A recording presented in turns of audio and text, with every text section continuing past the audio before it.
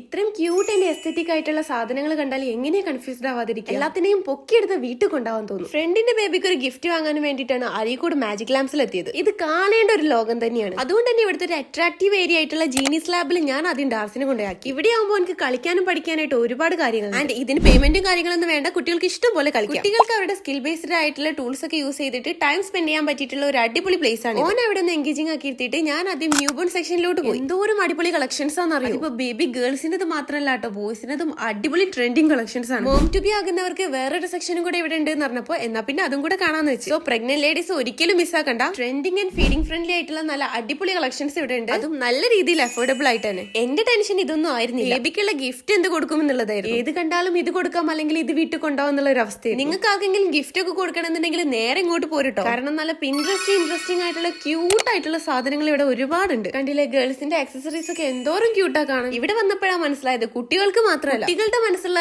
ഏതൊരാൾക്കും ഇവിടെ വന്നാൽ കൺഫ്യൂസ്ഡ് ആയിരിക്കും ഏതെടുക്കണം എന്നുള്ളത്. ഹോട്ട് വീൽസിന്റെ ഒക്കെ നല്ല ഒരുപാട് കളക്ഷൻസും ഇവിടെ ഉണ്ടായിരുന്നു. ഇവിടെ ഓരോന്നിനും ഓരോ സെക്ഷൻസ് ആയിട്ട് ഡിവൈഡ് ചെയ്തിരിക്കുകയാണ്. ഒരു പ്രഗ്നൻസി മുതൽ കുട്ടിക്ക് ഒരു 14 വയസ്സാകുന്നത് വരെയുള്ള എല്ലാ സാധനങ്ങളും ഇവിടെ അവൈലബിൾ ആണ്. നിങ്ങൾ മലപ്പുറം അരീക്കോടൊക്കെ ഉള്ളവരാണെങ്കിൽ മാജിക് ലാംപ്സ് മിസ്സാക്കണ്ട.